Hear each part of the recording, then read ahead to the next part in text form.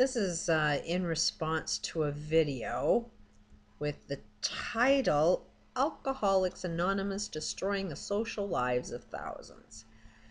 It's kind of a good movie or good video, other than the trying to get an alcoholic to drink alcohol was, okay, I'm not agreeing with that. But I have noticed that Alcoholics Anonymous is one of the most dangerous groups that you can get involved in.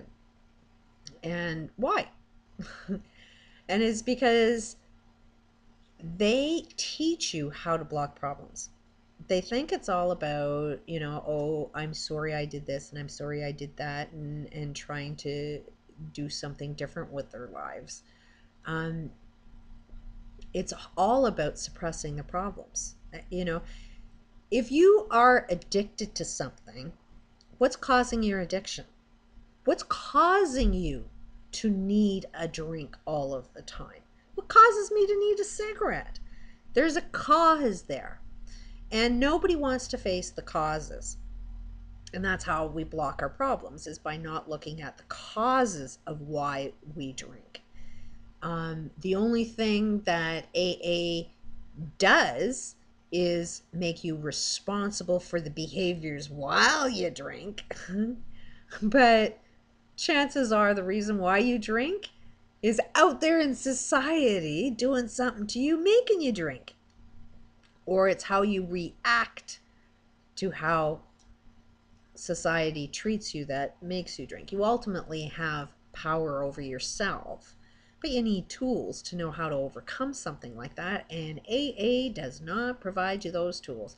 And you know what? I've talked to AA, and they had no interest, zero interest in learning any more new information that might help alcoholics, which I found interesting. They said, oh no, our program is saving lives and we don't want to do anything to change that because it's saving lives. And yeah, granted, it does, stop people from drinking. But their negative behavior patterns, it's just getting transferred into a different behavior. I seen one guy, he's a motivational speaker actually, quite famous one, and who figured I needed a lot of help. And this guy also is a guy that says we need a two-tiered economic system, which basically means we need slave masters and slaves. Otherwise, our economic system can't function. So that's what he motivates people to do, is be the slave master to slaves. And he thinks he's a genius for that. He also is an alcoholic, and his son's an alcoholic. So whatever his behaviors are, his behavior patterns, he's passed on to his son.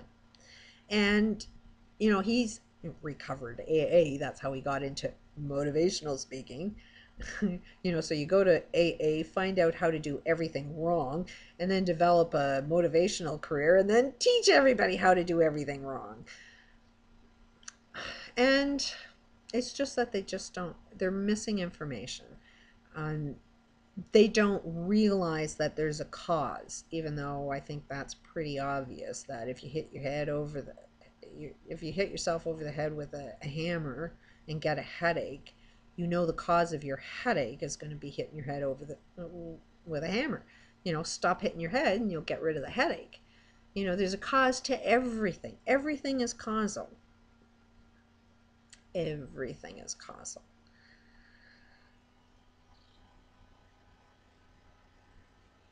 So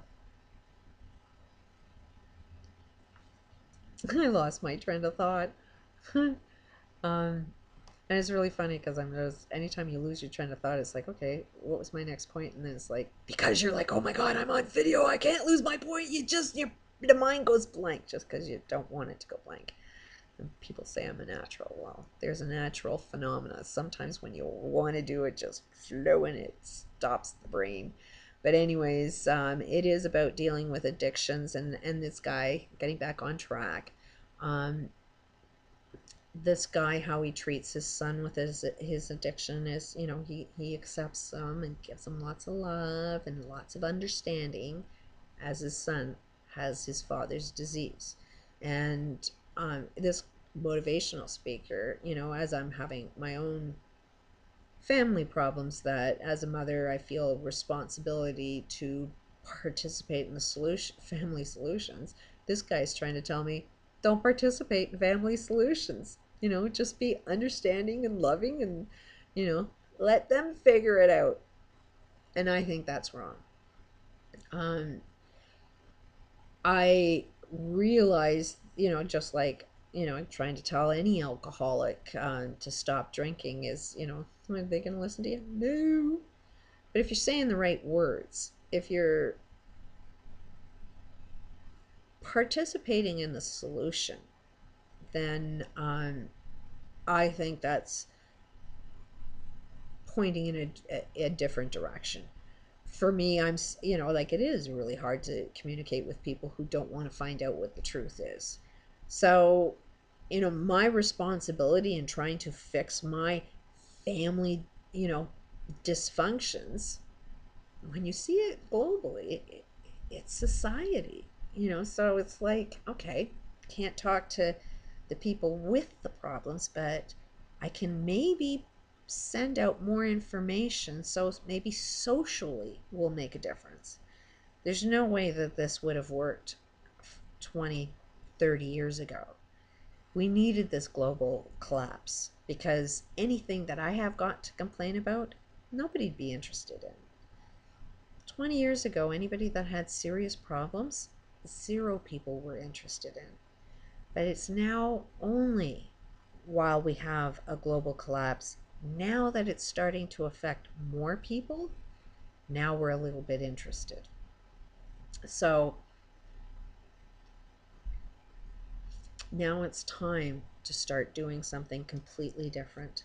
And with addictions, from the picture that I see, there's no reason that anybody needs to stop drinking. There's no reason for anybody to stop smoking. It's the addiction. Smoking, for one thing, for me, I would never even figure out what would be anything beneficial out of smoking. So when I quit, it's like I would never ever, like that's the goal, is to never start back up. And as far as alcohol goes, if I was an alcoholic, the reasons why I would want to have a drink is what I'd be paying attention to. But alcohol should not in any way be done as an addictive habit. But it can be, just a social get together and have a few drinks. And I don't see a problem with that. Everything is in moderation, but it's when you get into extremes that it gets harmful. So, mind you, like it's like taking arsenic is like there's no aspect of that will be good. Mind you, some people are putting poison, Botox is nothing but poison. And somehow we think that's good for us. But at the end of the day, you have to get rid of the causes. If you can't see the cause, you'll never ever get rid of the problem. You'll just transfer it from one to another. And as this video shows, it's yeah, these people that belong to AA, they are the last people that would ever want to wake up, because they are so focused on blocking out problems. They're very similar to people that are into religion. That's an addiction. You can't live your life without a book. There's something wrong with that. That, there is a God. I believe there is a God, but I personally don't believe that I have to read a book all of the time to, manage my life. I should be able to manage my life without a book or without a religion. It shouldn't have to be like an addiction where, my life revolves around a book and my life revolves around alcohol. Why? Why do I need that book? Why do I need, a drink of alcohol. What's the driving force? Get rid of that driving force and you get rid of any problems that you have. And, religion, if we're going to look at that as being an addiction, it's like, why do you need a book to live your life correctly?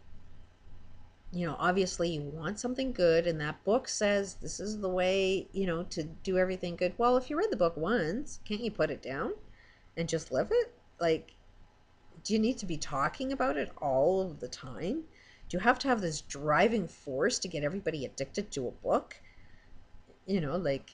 And let's face it, these books don't really work either. Look at where we are. Religion solved nothing. Religion is the cause of all of the problems that we're dealing with. Wow. There are many, many, many causes. So when I say it's the cause of this, it's playing a role. It's part of the piece of the puzzle of everything that's wrong. And we need to start knowing what's right. AA, if anybody has addiction, I wouldn't say don't go to Alcoholics Anonymous. But don't focus so much on your behaviors that you do to other people, although that's important. It's not as important as to what is being done to you that's causing you to drink. Something's going on in your world that's generational because it's hereditary. So you've developed some kind of pattern, some kind of thought pattern that says, when this happens, do that. So if you just change this pattern to, when this happens, do this instead, have a different reaction. And right now we just don't want to talk about that different reaction because we're sustaining everything that's wrong. And as long as you don't want to change the causes, that means you don't want to change the system that's causing you to want and need alcohol all the time. You gotta change that before you change anything. And a lot of that is sort of mixed in with it already. You can kind of see it, but there's just no importance in the causes. Nobody wants to look at our social world. A lot of people become alcoholics after being involved in war. And a lot of our past involves our heritage. A lot of our grandfathers were in wars. And they passed that war experience through their DNA onto their kids. So you don't even have to be in a war to have the after effects of what that war caused you. And it is a behavior pattern that after you come back from war, first of all, you're pretty fucked up. And then when you come back home, being fucked up means that you come up with, whenever this happens, do this. And it's going to be an insane law. And it's just that insane law that you need to change because it was generated more than likely through a war experience. And it may not have been your experience, might have been your father's experience or your grandfather's experience.